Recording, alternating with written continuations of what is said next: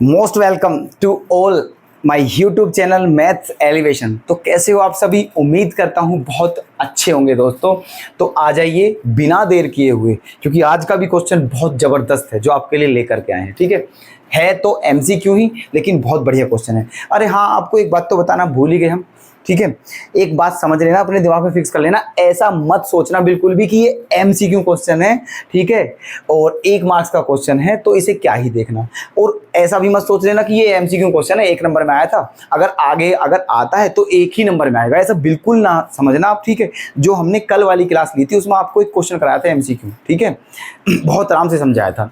तो वो क्वेश्चन आप ये मत सोचना केवल एमसीक्यू में आ सकता है, वो 2 मार्क्स में भी आ सकता है, क्वेश्चन 3 मार्क्स में भी आ सकता है, समझ लेना आप। तो इस भूल में ना रहें कि ये एमसीक्यू क्वेश्चन है, 1 मार्क्स के हैं और 1 ही मार्क्स में आएंगे आगे भी। ठीक है, तो ये बिल्कुल गलत फहमी में ना रहें आप, समझ लेना। ओके, चलिए, तो क्वेश्चन आपका क्या है? The value of k for which f x equals to इतना इज अ कंटिन्यूअस फंक्शन। ठीक है, मतलब इस बार थोड़ा सा यूनिक क्वेश्चन है।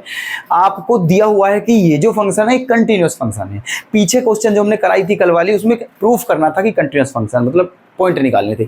लेकिन यहाँ दिया हुआ है कि ये कंटिन्यूअस फंक्शन है और आपको के की वैल्यू बतानी है। ठीक है, तो अब एक बात तो तय है, अगर ये कंटिन्यूअस फंक्शन है तो एल एच एल किसके बराबर होगी? आर एच एल की। बताइए, होगी नहीं होगी? बिल्कुल होगी, ये बात तो तय है, क्योंकि कंटिन्यूअस फंक्शन होता ही वो है जब L H L, R H L और वैल्यू ऑफ फंक्शन तीनों इक्वल हो। ठीक है, तो इसीलिए अब सबसे पहले देखना ये भी तो है कि पॉइंट क्या है। ठीक है, किस पॉइंट पर कंटिन्यूअस है? तो जो पॉइंट इसमें दिया हुआ है उसी पॉइंट पर कंटिन्यूअस होगा।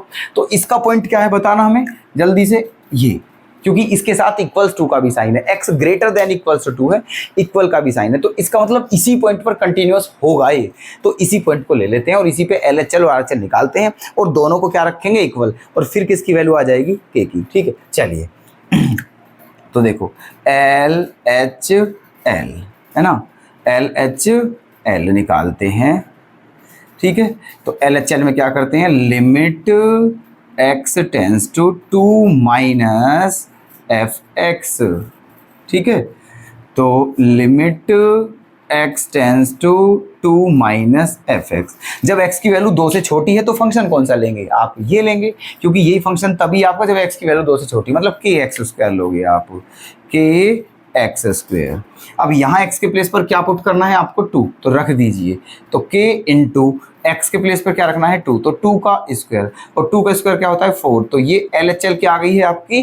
4k। अब क्या निकालना है? R H L, R H L, तो वो क्या होगी?